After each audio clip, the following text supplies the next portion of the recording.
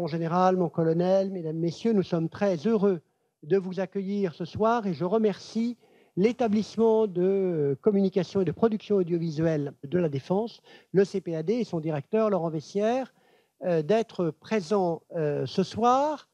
Vous savez que la mission des archives, c'est de constituer le patrimoine historique qui nous permet de mieux comprendre notre passé et donc, du même coup, les enjeux actuels.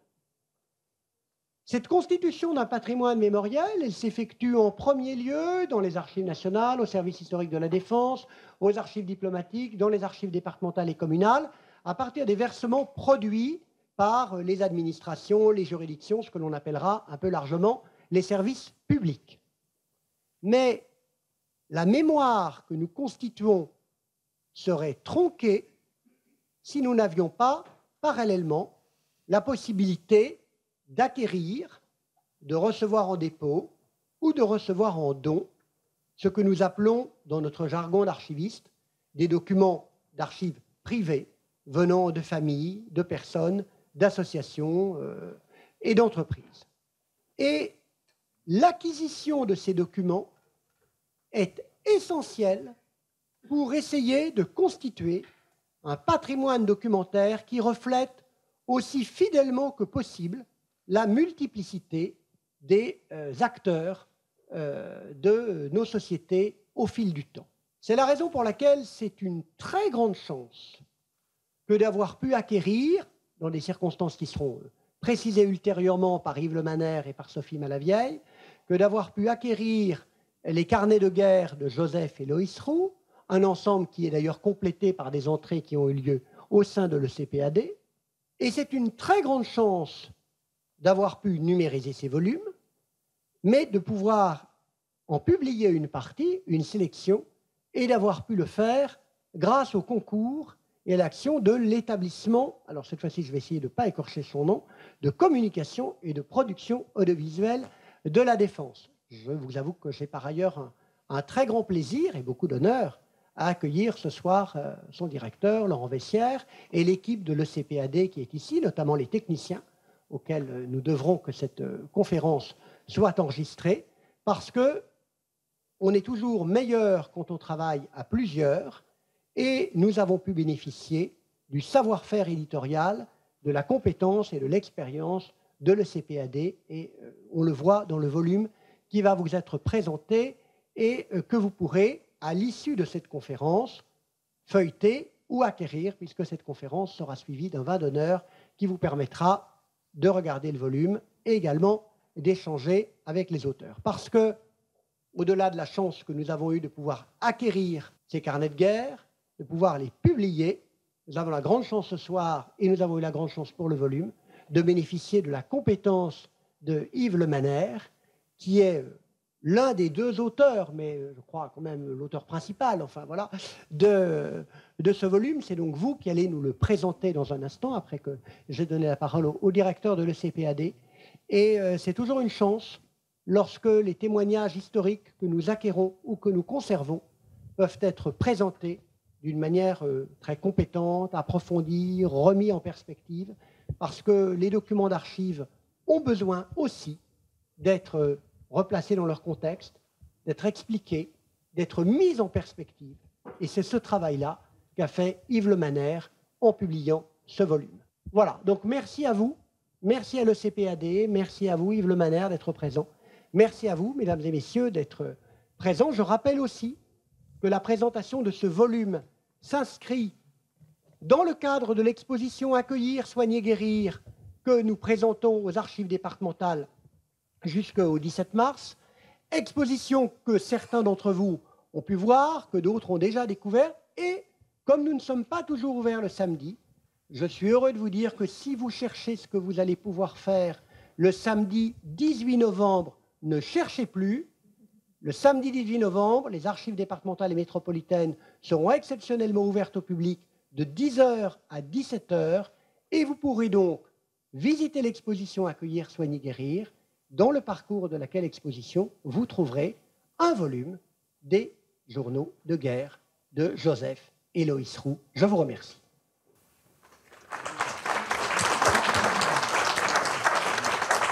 Bien, monsieur le directeur, cher Bruno, mon général, mon colonel, mesdames et messieurs, c'est très difficile de passer après vous, Bruno, doublement, parce que vous avez été brillantissime, et puis Bruno est mon ancien chef de service, donc lorsque j'étais jeune conservateur, donc je sens la pression sur moi.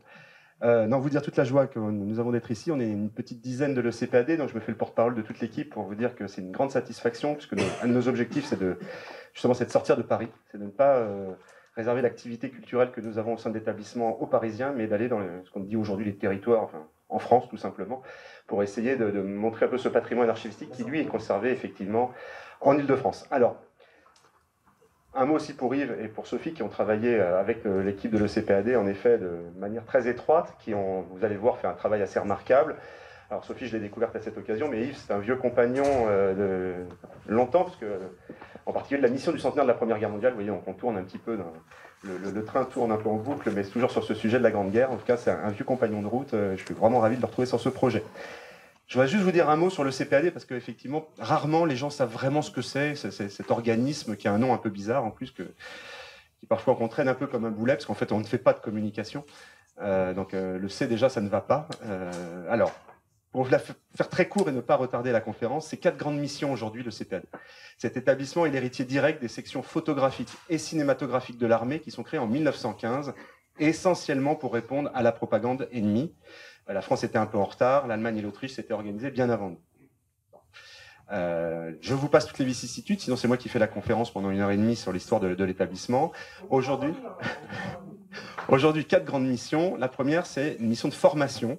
Nous avons une école des métiers de l'image qui forme avant tout les militaires, caméramans, photographes, JRI, etc., etc. La formation.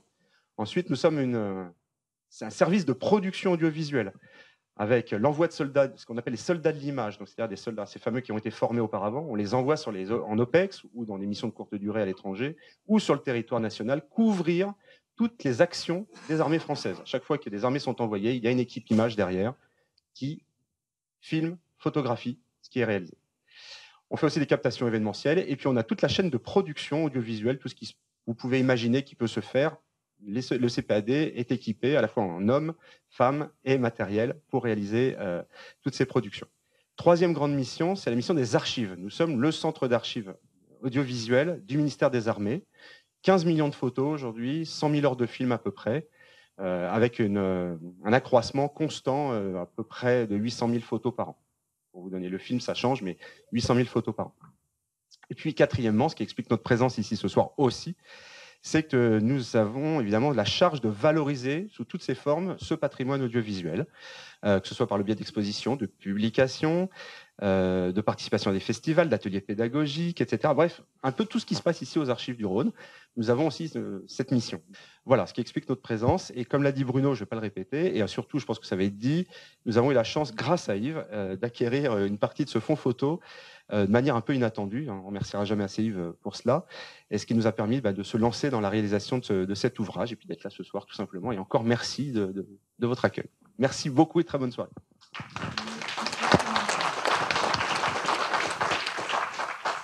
Le journal de guerre de l'abbé Roux a été acquis par les archives du département du Rhône et de la métropole de Lyon en 2020 dans le cadre de leur politique générale de collecte d'archives privées intéressant l'histoire du Rhône et plus particulièrement dans le cadre de la grande collecte des archives privées de la Première Guerre mondiale qui a été initiée en 2013 par la mission du centenaire, les Archives de France et la Bibliothèque nationale de France.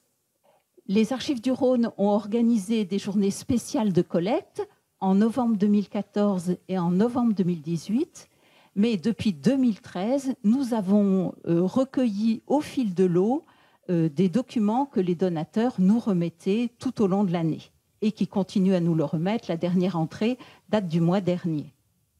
Entre 2013 et 2023, 30 fonds ont été collectés d'importance matérielle très variable. Ce peut être les 10 volumes de l'abbé Roux, qui occupent 1 mètre linéaire de rayonnage, les 10 volumes de Mémoires de guerre de François Pessel, dont je vous reparlerai, qui, eux, se contentent d'une petite boîte. Ce sont des tout petits carnets faits sur le champ de bataille. les 200 cartes postales de la correspondance de la famille Piéguet, les 1500 photographies stéréoscopiques de François Voisin, ou bien tout simplement, très modestement, mais apportant leur pierre à l'édifice, quelques cartes postales, quelques photographies, quelques lettres restant d'un soldat. Les petits fonds en volume uniquement sont classés dans les sous-séries 245J, que vous voyez ici, ou 246J, en fonction de leur origine, soit qu'ils nous aient été donnés, soit qu'ils aient été déposés. Voilà les deux sous-séries pour les petits fonds. Les fonds qui sont plus importants en volume ont leur sous-série particulière. C'est le cas, vous le voyez, de la sous-série consacrée aux 10 volumes du journal de guerre de Loïs Roux, ou de celle tout en bas de l'écran, donc celui qui nous a laissé ses 1500 plaques de verre et un journal de guerre aussi. Cet ensemble de fonds petits ou plus importants concernant la Première et la Seconde Guerre mondiale ont été rassemblés dans notre état thématique des fonds privés, dans la rubrique Archives de conflits, comme vous le voyez. Donc, vous pouvez les consulter sur notre site Internet avec les inventaires en ligne, parfois des numérisations. Et ils sont regroupés. À ces 30 fonds qui concernent les archives du Rhône et que nous conservons désormais dans ces murs, on peut ajouter 17 fonds que nous avons collectés pour des départements voisins, puisque nous nous rendons facilement ces services entre départements. Des personnes actuellement dans le Rhône peuvent nous apporter des documents et nous les remettons aux archives départementales du département dont était originaire le soldat. La plupart des fonds nous ont été remis par des descendants, mais aussi parfois par des collectionneurs, je vous en présenterai certains, mais parfois certains ont été achetés dans une brocante ou ont été trouvés dans la cave ou le grenier d'un immeuble et nous sont apportés à cette occasion par des personnes qui en ignorent la provenance, qu'on tente de retrouver en étudiant les documents. Les archives du Rhône ont demandé, contrairement à certains autres établissements, que ce soit uniquement des documents originaux qui nous soient remis et non pas la numérisation des documents, ce qui se faisait dans certains établissements. Mais nous avons pu gérer quelques exceptions pour des documents tout à fait remarquables et que les actuels possesseurs voulaient conserver. Le mode d'entrée des archives privées est soit le don, ce qui est vraiment le plus courant, soit le dépôt révocable, soit parfois l'achat. C'est le cas des roues. Je vais maintenant vous présenter des exemples extraits de tous ces fonds que nous avons collectés.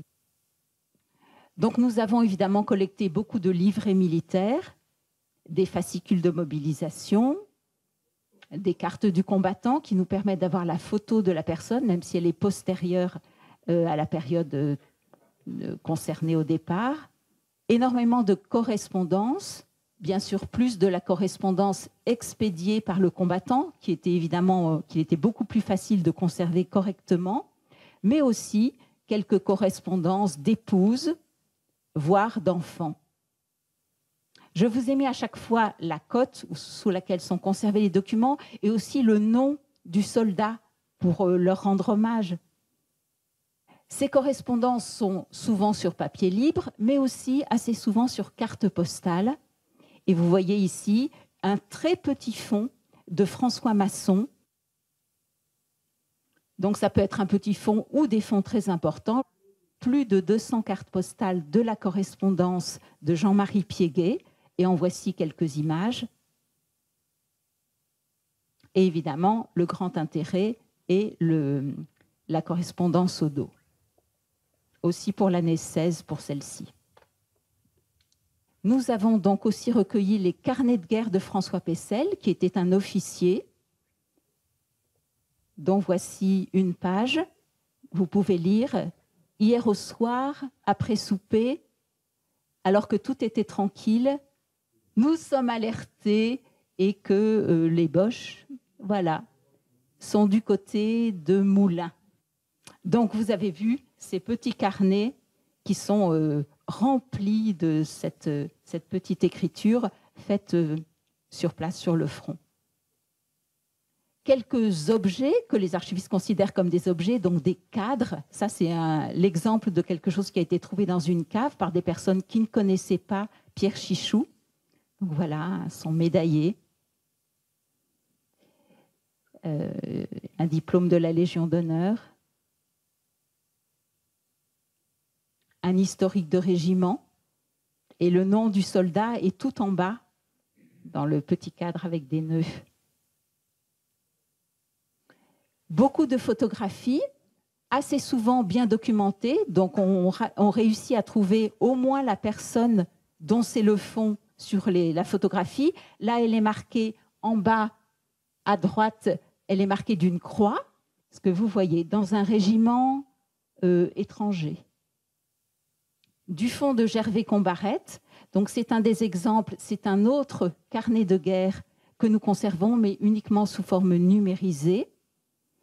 Et contrairement à l'abbé Roux, ce carnet de guerre fait aussi a posteriori, comporte énormément de photographies, une centaine de pages, alors que ses souvenirs rédigés occupent seulement 2 pages et demie.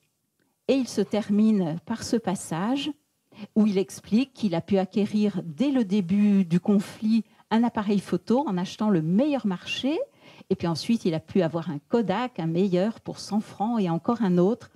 Et c'est ainsi qu'il a pu, la guerre finie, en réunissant les photos que je n'ai pas laissées en plan, même dans des moments parfois critiques, former l'album souvenir que voici. Donc en voici quelques pages. Celle-ci, vous voyez en haut à gauche son portrait.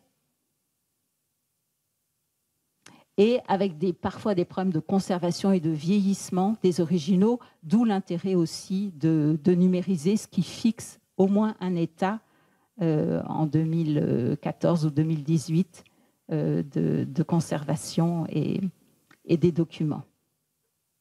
Vous voyez, un obus non éclaté, les tranchées, une messe.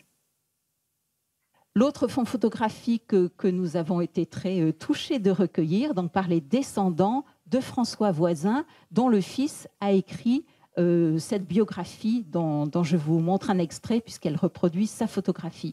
François Voisin nous laisse un carnet de guerre de la Première Guerre mondiale, même s'il a aussi fait la Seconde, et comme je le disais, 1500 plaques de verre. Il a été officier sur le front de Salonique et les plaques de verre concernent essentiellement cette région, un petit peu l'Italie aussi bien les combats ou la vie là-bas que la vie quotidienne dans ce pays. Donc ici, ce sont un extrait de la biographie, donc une publication, et ici des retirages faits par son fils qui nous a remis ce fonds dans les années 70, il y a une 50aine d'années. Document unique, qu'ils soient manuscrits ou photographiques, et aussi des documents imprimés. Ici, c'est une collection de chansons de guerre de la période de la Première Guerre mondiale, donc rassemblées par un collectionneur et que nous avons acquises. Donc, paroles et musique, comme vous le voyez, des doubles feuillets pliés. En voici quelques exemples. Et comme cet ensemble est très important, un peu plus de 250 titres, nous en avons fait un inventaire très détaillé. Des publications qui étaient faites tout au long de la guerre. Donc j'ai vu, vous voyez, qui achètent toutes les photographies de la période de la guerre. Le Miroir, qui paie n'importe quel prix les photographies de la guerre. Des publications qui étaient faites un peu a posteriori. Là, en 1917, pour le Panorama de 1916. Et aussi l'équivalent anglais, qui nous a été remis par l'ami d'un officier qui était ami d'un officier anglais. Des publications a posteriori, donc des historiques par exemple, ou des éléments commémoratifs. Ici donc tout un album qui reprend page à page les différents soldats tués au cours de cette guerre et qui faisaient partie, qui avaient fait leurs études à l'école de chimie industrielle de Lyon. Publications enfin faites au début du XXIe siècle et qui nous sont remis assez souvent en même temps que les archives par leurs descendants. La correspondance de guerre de Jean-Marie Piéguet, carte postale ou de courrier sur papier libre. Mémoire de guerre de la congrégation Notre-Dame des Apôtres à Lyon, dont le couvent a été transformé en hôpital pendant la Première Guerre mondiale. Et enfin, pour en arriver et conclure, avant de laisser la parole à Yves Lemaner, je vous représente un peu plus le fond de Joseph et Loïs Roux, ces carnets de guerre. Les voici à leur arrivée aux archives, après leur acquisition. Les voici actuellement conditionnés et rangés à la réserve des documents précieux. Ils ont fait l'objet d'un inventaire volume par volume que vous trouvez en ligne sur notre site. Et les 10 volumes ont été entièrement numérisés et peuvent aussi être consultés en ligne sur le site. Donc c'est Yves Lemaner qui maintenant va vous les présenter bien plus à fond.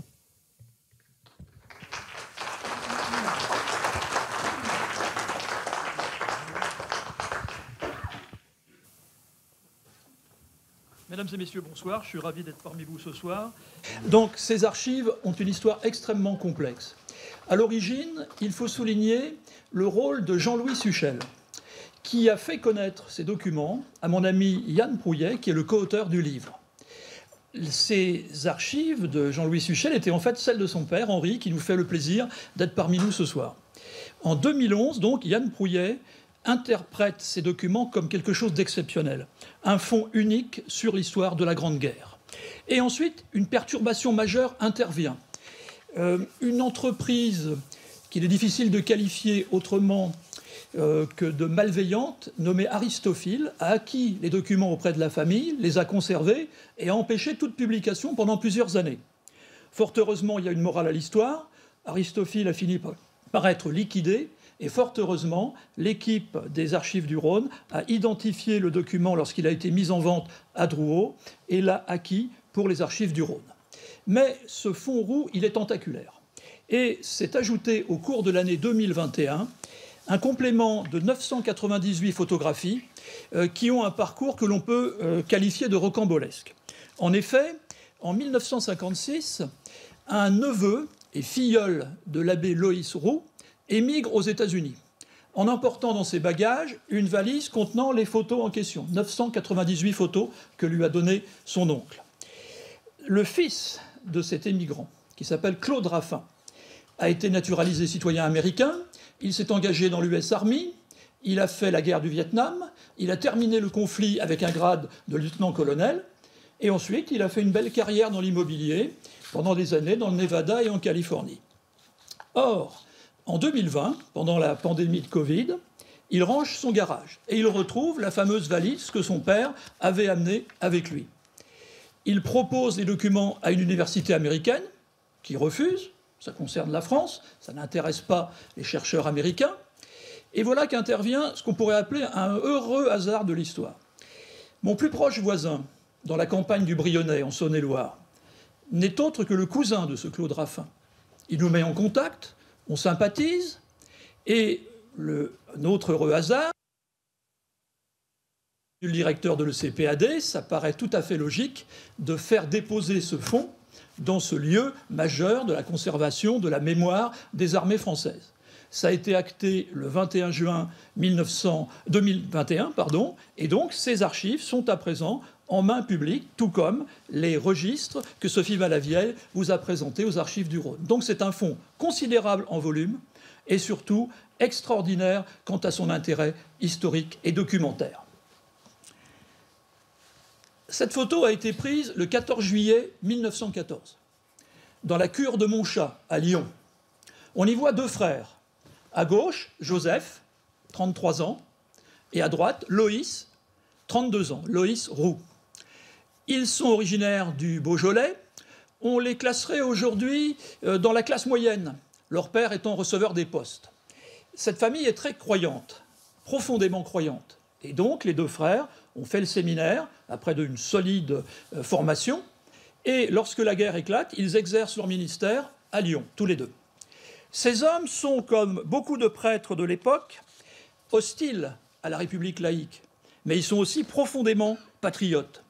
Et donc, ils décident de s'engager immédiatement en août 14, après la déclaration de guerre.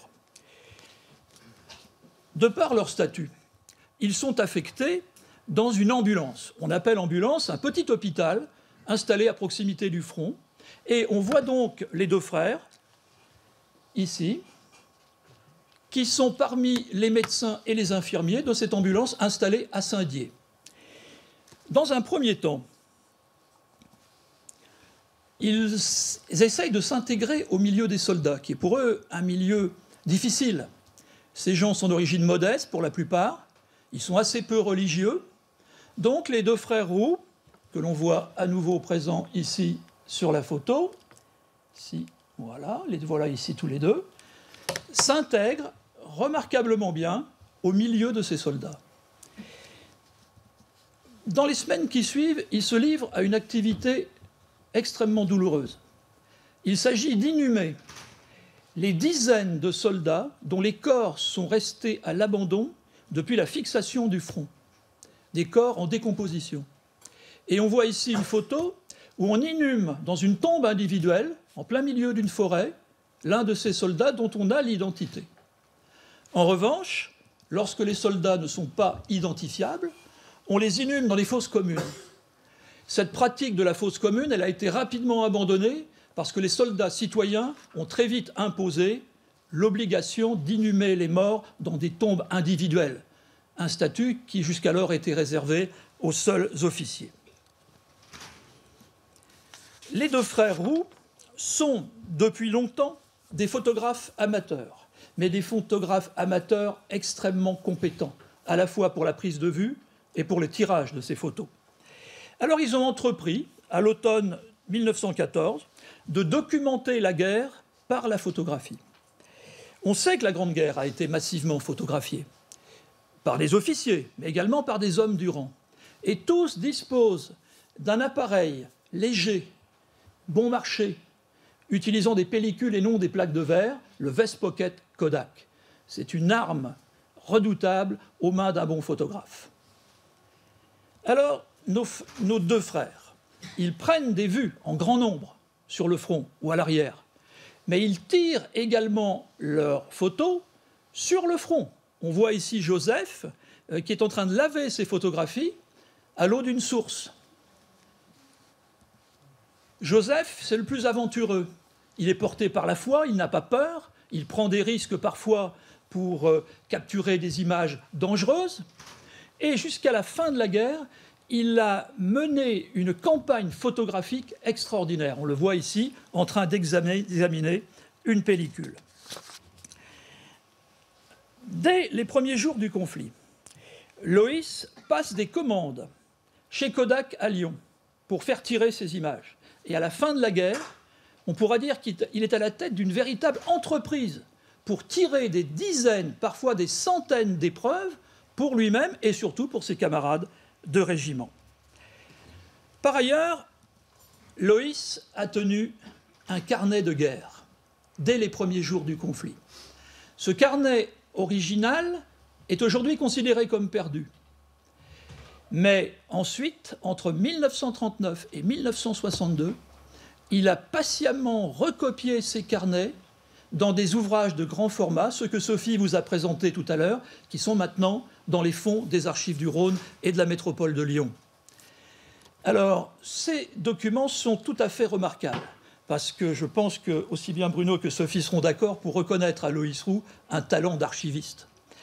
Non seulement il recopie intégralement le texte de son carnet, nous sommes ici au mois de juin 1915, il y insère des photographies que son frère d'abord et lui ensuite ont prises tout au long du conflit.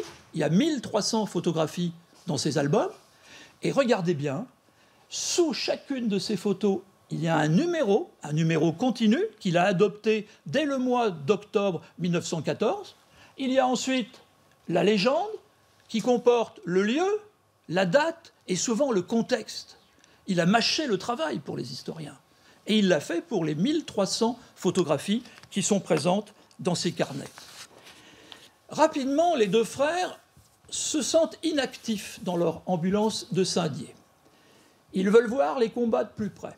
Et donc, ils obtiennent en mai 1915 leur affectation dans le service santé d'une unité combattante, le 23e régiment d'infanterie. Alors ce régiment, comme toutes les unités de l'armée française, il a été promené sur l'ensemble du front ouest pendant le conflit. Ce qui veut dire que Loïs, qui a survécu à ce conflit, il a été présent dans pratiquement toutes les zones de combat majeures entre 1914 et 1918. Il a été présent dans les Vosges pendant plusieurs mois, sur l'Hartmann-Willerkopf dominant la plaine d'Alsace, en Champagne, dans la Somme, à Verdun et enfin en Flandre. Et il a documenté par la photographie le passage qu'il a effectué dans ces différentes zones de combat. Je vous propose maintenant de suivre le parcours des frères Roux avec une soixantaine d'images que j'ai sélectionnées dans leur fond. Une bonne partie de ces images provient des albums d'Henri Suchel, qui sont de très belle qualité technique parce qu'ils ont été tirés dans les années 1920-1930, et l'autre partie provient du fonds Raffin, qui se trouve aujourd'hui conservé à l'ECPAD. Cette photo, elle nous montre des soldats du 23e RI, et parmi eux, posant au premier plan, Joseph Roux. Son frère l'a immortalisé parmi ses camarades. Vous voyez qu'à l'époque, tous les soldats français portent la moustache. C'est une tradition. Très vite, les deux frères s'intéressent au système de tranchées, à l'organisation des tranchées. Et ils prennent des risques. Ils vont jusqu'en première ligne, à proximité des Allemands, pour prendre ce cliché, par exemple. Or, quelques semaines seulement après leur arrivée au front au sein du 23e RI, cette unité subit une attaque violente dans le village de la Fontenelle, avec des pertes conséquentes. Et on voit très vite dans le carnet de Loïs un changement de ton. C'est plus l'enthousiasme un peu naïf du début, c'est la douleur qui commence à s'installer. Parce qu'en effet, la mort de masse, elle est là. Il y a des blessés qui affluent dans les postes de secours. Et donc, leur état d'esprit va progressivement évoluer, et vous verrez, vers des destinations assez étonnantes. Dans un premier temps, Joseph Roux multiplie les photographies de soldats portant des masques à gaz. Il faut savoir que le gaz a été utilisé pour la première fois par l'armée allemande à Ypres en avril 1915. Et ça a instillé la peur parmi les soldats. C'était une arme nouvelle, une arme terrifiante. Ces masques, au début, ils sont extrêmement primitifs, mais ils ont été rapidement améliorés, perfectionnés. Et au bout du compte, à la fin de la guerre, on constatera que les gaz ont fait moins de 1% des pertes constatées sur le front ouest. Mais c'est quelque chose de redoutable parce que ça laisse des séquelles après la guerre pour ceux qui ont survécu. Cette photographie, elle a été prise par Joseph Roux le 3 août 1915. Elle est rarissime dans le corpus des millions de photographies prises par les combattants sur le front en 14-18. Elle nous montre le premier départ en permission. Ces hommes, ça faisait 1 an qu'ils combattaient, qu'ils n'avaient pas revu leur famille. Et là, on les réunit dans la cour d'une ferme. Ils vont prendre le train. Le train, c'est un moyen de communication décisif en France pendant la Grande Guerre. Ils vont pouvoir rentrer chez eux. Ils ont survécu à l'année 14, qui a été la plus meurtrière pour l'armée française. Juste après, il prend une deuxième photo étonnante, la remise des casques Adrian, qui vont remplacer les casquettes de feutre, qui juste alors n'offraient aucune protection contre les balles. Et vous voyez, on a une sorte de cérémonie amusante, des soldats au premier plan qui font le pitre, mais cet outil, ce casque Adrian, même s'il est imparfait, va sauver beaucoup de vies. Ceci dit, les photos les plus terribles qu'on trouve dans les carnets de Joseph et Loïs Roux, c'est celles que les archéologues appellent l'émiettement des corps. On voit ici Joseph, debout, avec une fourche à la main, un de ses camarades avec une pioche. Parfois, c'est la main qui va plonger dans le corps en décomposition. Pourquoi ce travail atroce, ce travail horrible? Tout simplement parce qu'il faut retrouver la plaque matricule, celle qui porte le nom du combattant mort. N'oubliez pas que ces soldats, c'est des soldats citoyens. Ils ont le sentiment d'avoir la même valeur que le général, que l'officier qui est au-dessus d'eux. Donc il faut retrouver leur nom, montrer qu'ils ont une trace dans l'histoire collective de l'humanité. Eh bien, Joseph Roux et Loïs Roux ont mené ce travail atroce des dizaines, peut-être même des centaines de fois au cours de la Grande Guerre. Je vous montre une autre image de même nature. C'est ça la guerre de 14, c'est la mort de masse dans toute sa cruauté.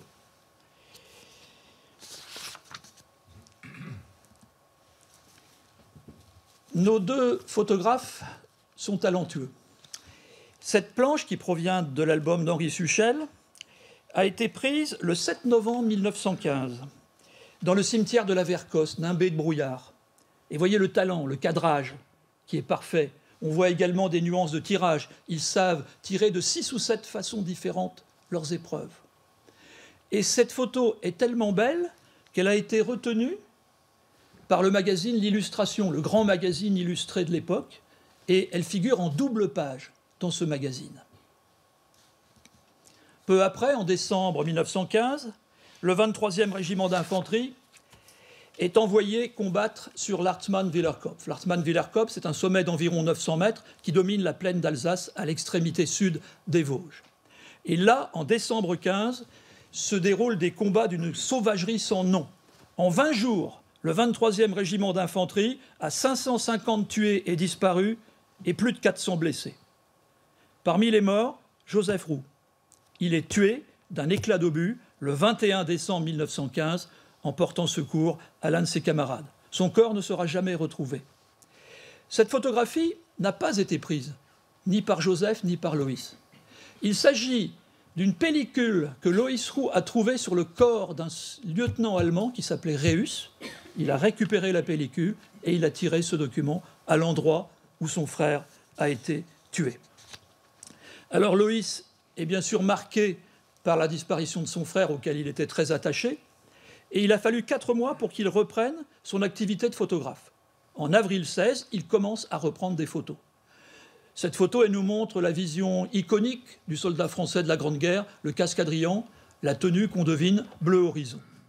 Et il ne va pas cesser pendant les 4 ans qui restent du conflit, 3 ans qui restent du conflit, de documenter tous les aspects possibles, de façon à constituer une sorte d'encyclopédie visuelle de la guerre de 14.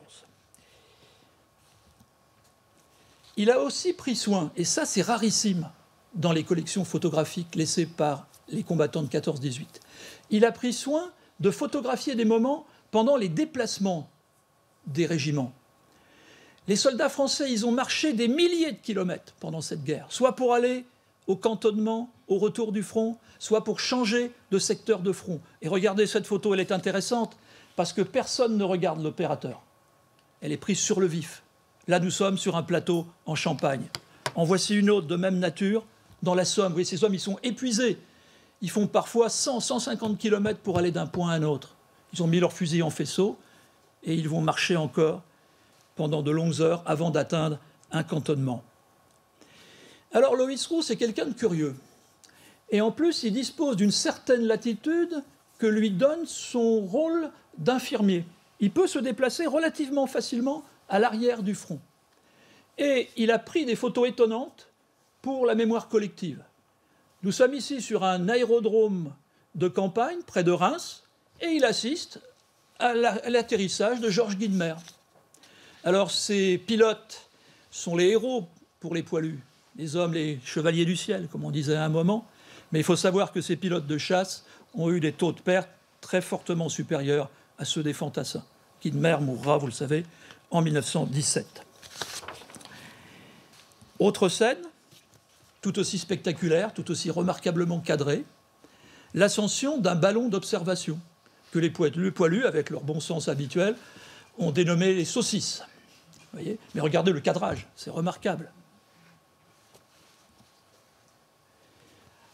En juillet 1916, le 23e régiment d'infanterie se trouve engagé dans la bataille franco-britannique de la Somme, qui a été déclenchée plus ou moins en réponse à l'attaque allemande sur Verdun de février.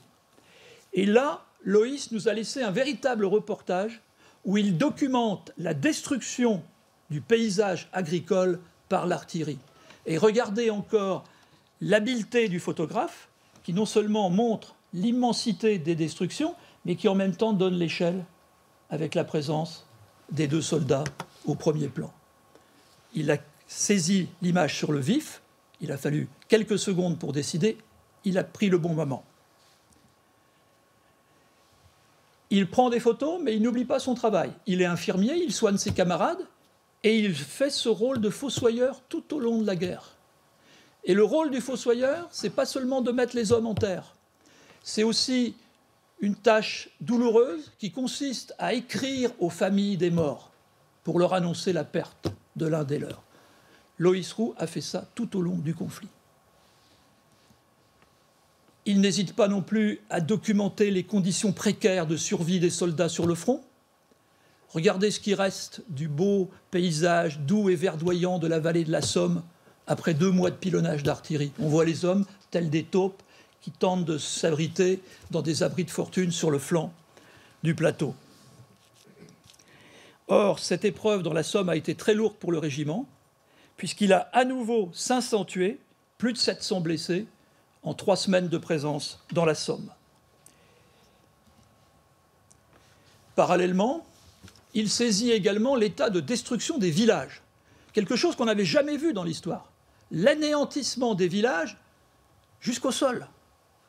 Regardez un détail étonnant, les hommes que l'on devine ici quelque part, ils sont dans une cave. Et tout l'édifice au-dessus a disparu, a été pulvérisé par les obus. Miraculeusement, un calvaire mutilé a survécu. Là encore, le bourg de Maurepas, un gros bourg de la Somme, totalement anéanti par les frappes d'artillerie. Une fois qu'on rentre au cantonnement, après plusieurs semaines en ligne, il faut se livrer à des activités ordinaires. Il faut se laver d'abord. Il faut laver ses vêtements. Il faut s'épouiller. Et il faut chasser les rats. Un tableau de chasse, parce que les rats, il y en a partout. Ils se nourrissent de la chair humaine, bien sûr. Nous sommes ici au mois de janvier 1917.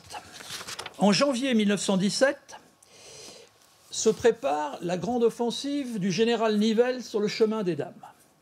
Nivelle a promis aux politiciens français que tout serait réglé en 48 heures, qu'il allait déclencher la bataille décisive.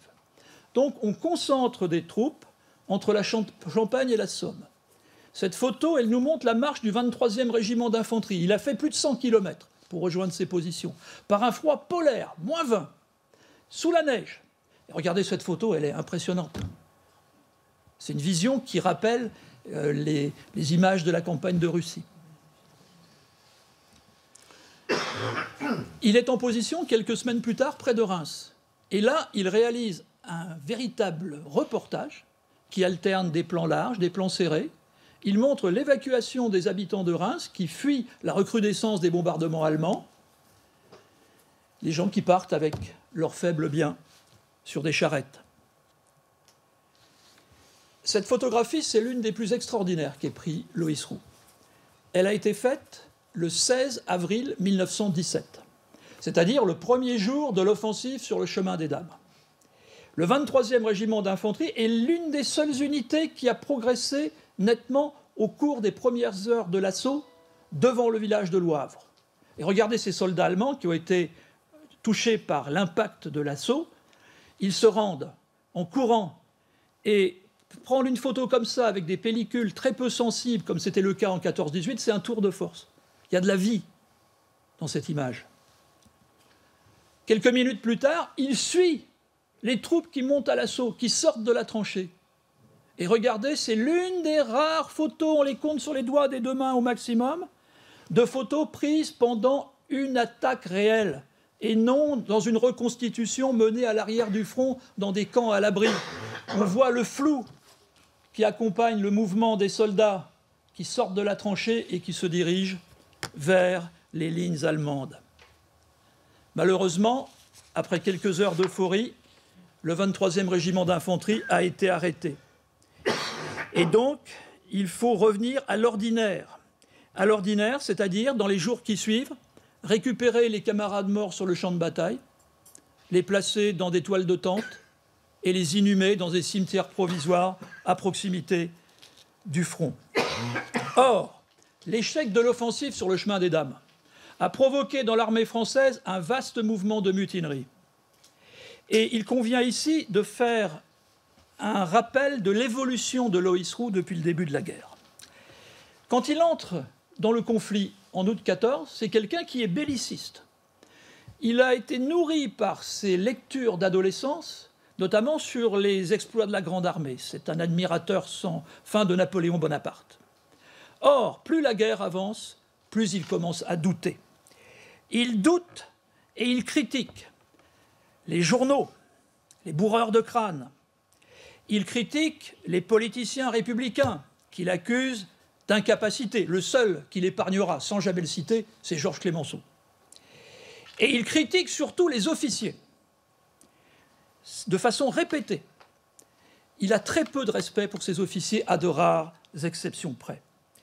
Et surtout, ce qui l'irrite, c'est les servitudes qui sont imposées aux soldats dans les périodes de repos. Après avoir passé plusieurs semaines en ligne, on va cantonner, mais il y a toujours des inspections, des parades, des attentes interminables pour les remises de décorations. Ça, il ne l'a jamais plus supporté. Et cela explique pourquoi. Le 1er juin 1917, Loïs Roux participe à la mutinerie de son régiment à Ville-sur-Tourbe. Il nous en a laissé un récit remarquable que nous reproduisons dans le livre. Peu après, le 16 juin, là encore, il saisit une image extraordinaire. Le 23e régiment d'infanterie se dirige en camion vers le camp de Somme-Suippe, en Champagne. Cette photo a été, là aussi, diffusée pleine page par l'Illustration. Et elle sert, depuis maintenant des décennies, aux historiens de la Grande Guerre, à démontrer la motorisation exceptionnelle de l'armée française dans la seconde partie du conflit. C'est encore une légende. Les Allemands sont encore avec le cheval, les Français et les Anglais, eux, sont motorisés déjà. Peu après, le régiment est placé en position devant Tahur, en Champagne, en été. De gros orages surgissent, et aussitôt les tranchées sont inondées. C'est une scène courante de la vie des poilus, hiver comme été, les tranchées inondées, la boue liquide qui perturbe les déplacements. Et là, c'est encore pire. Nous sommes en effet en octobre-novembre 1917 et le 23e régiment d'infanterie plonge dans ce qu'on appelle déjà l'enfer de Verdun. Il n'y a plus de ligne de tranchées identifiable. Le champ de bataille est transformé en un champ de cratères. Les soldats se terrent dans ces cratères. Il n'y a pas d'autre abri. La boue est omniprésente et ça complique les déplacements, comme ici cette corvée d'eau qui demande des efforts de plusieurs heures pour alimenter les camarades qui sont en première ligne. Et Loïs, qui a toujours son appareil sur lui, il saisit quelques minutes après la mort de certains de ses camarades qui viennent d'être frappés par un obus. Voilà encore une autre image tout à fait étonnante. Elle a été prise le 13 décembre 1917. Loïs rentre chez lui pour une permission à Chessy-les-Mines, où habitent ses parents, dans le Rhône. Et il saisit en gare de Châlons des groupes de permissionnaires qui attendent de rentrer chez eux. C'est une respiration capitale pour les soldats que de rentrer une semaine à la maison, revoir la famille, la femme, la fiancée, les parents, les enfants parfois. Pendant l'hiver 1917-1918, tout le monde sait en France, du général au simple soldat, qu'une épreuve redoutable va bientôt se produire. En effet, le front russe s'est effondré.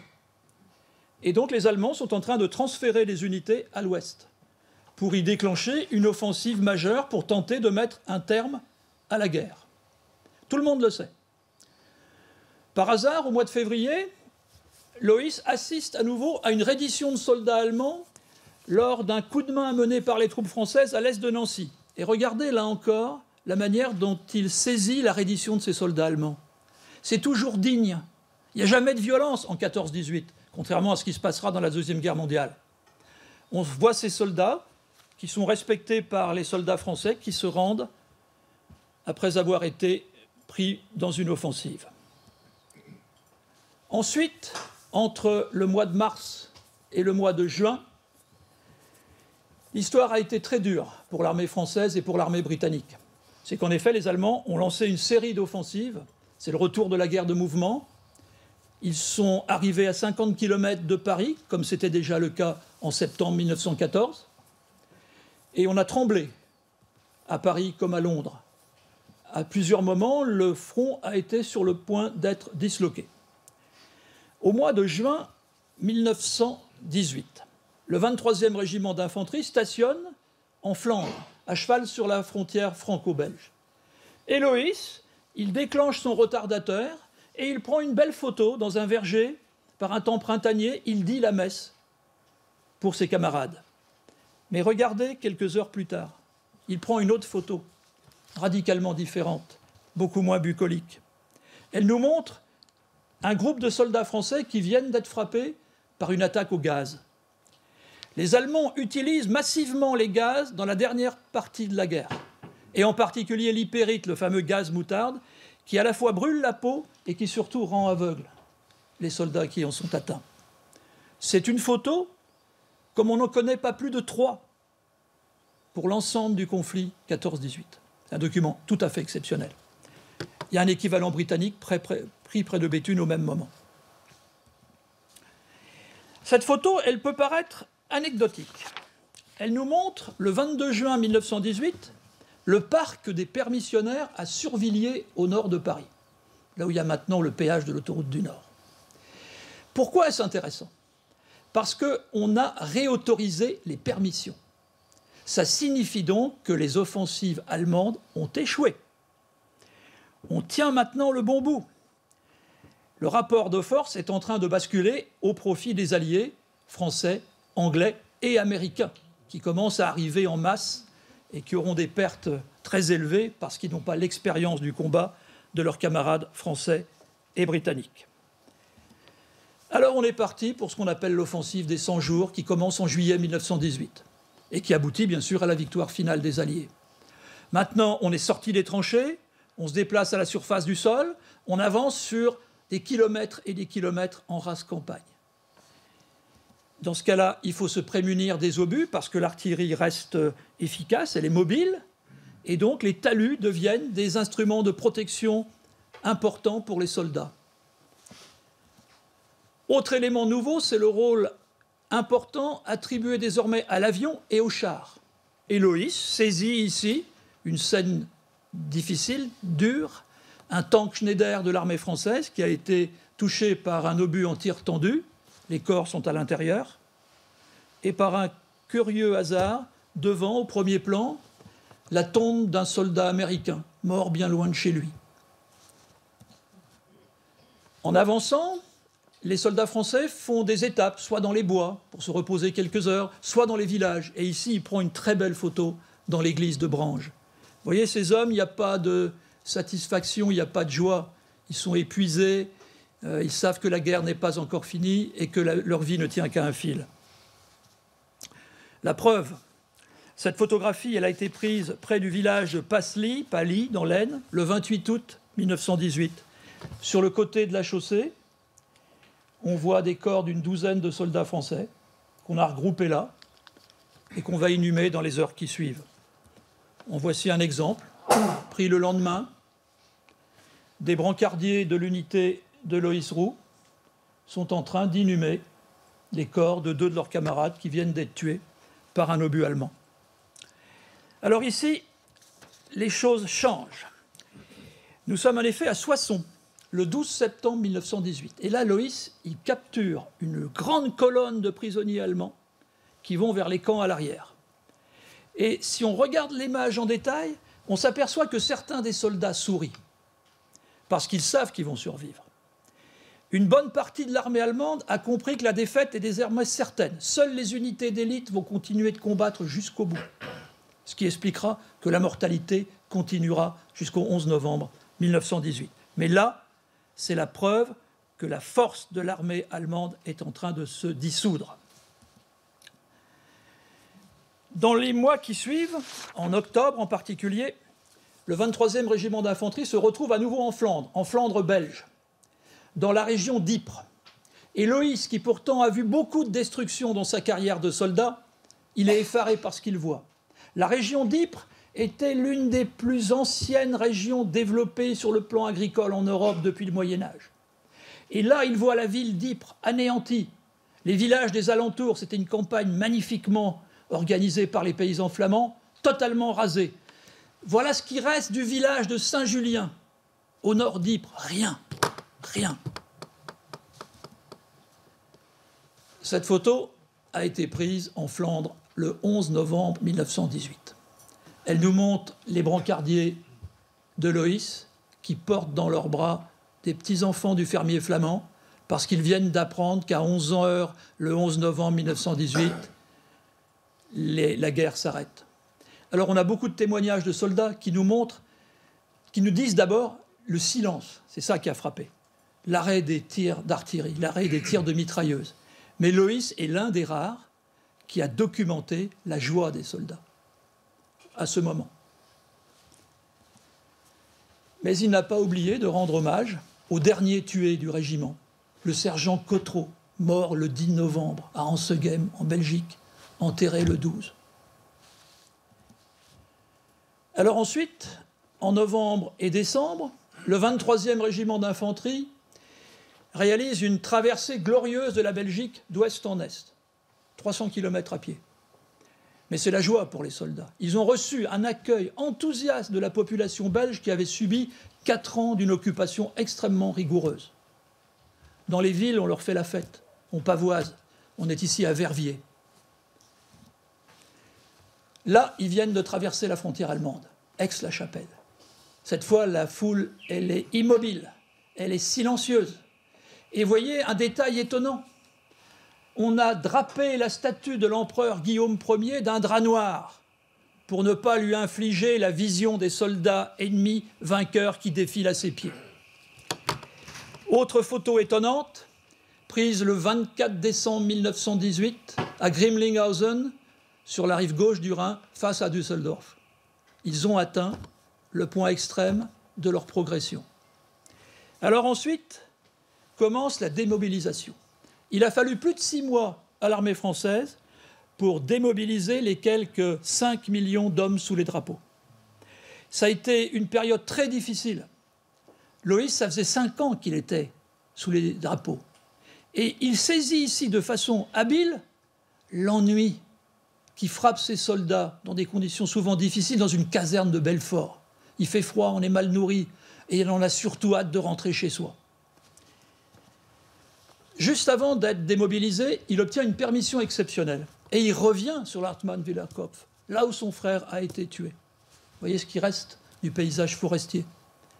Et bien sûr, il ne pourra pas retrouver les restes de son frère, ni la moindre tombe.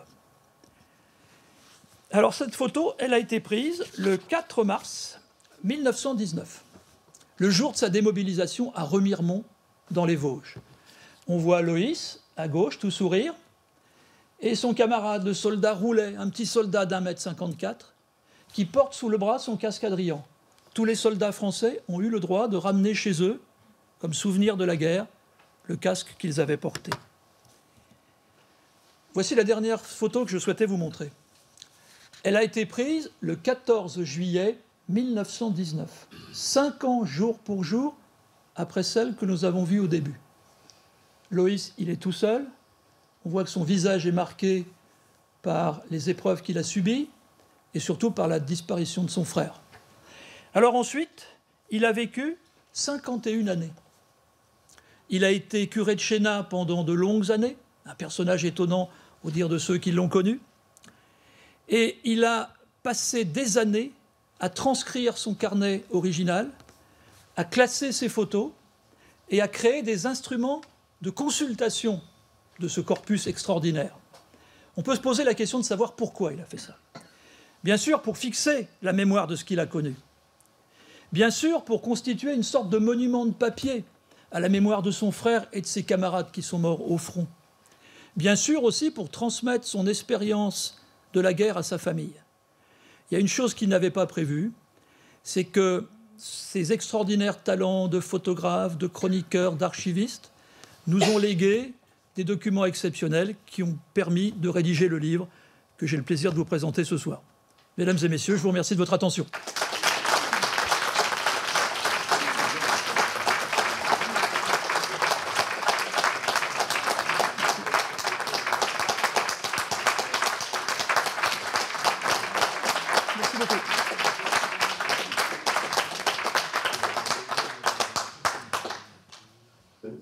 tous ceux qui ont applaudi, je ne peux que vous remercier chaleureusement, Yves Le Maner, pour cette magnifique présentation à laquelle nous avons eu droit, pour la qualité des témoignages montrés, pour la manière dont vous nous les avez fait vivre, pour nous avoir permis d'apprécier à la fois la qualité esthétique de ces photos, mais aussi leur très grande sensibilité, qui est aussi le témoignage, je pense, de ce parcours et de cette formation de l'abbé Roux. Et je pense à vous, mon père, que je n'ai pas pu saluer tout à l'heure, saluer cette sensibilité qu'avaient ces prêtres qui étaient envoyés sur le front et qui accompagnaient les soldats, est quelque chose d'extrêmement fort que vous nous avez fait vivre.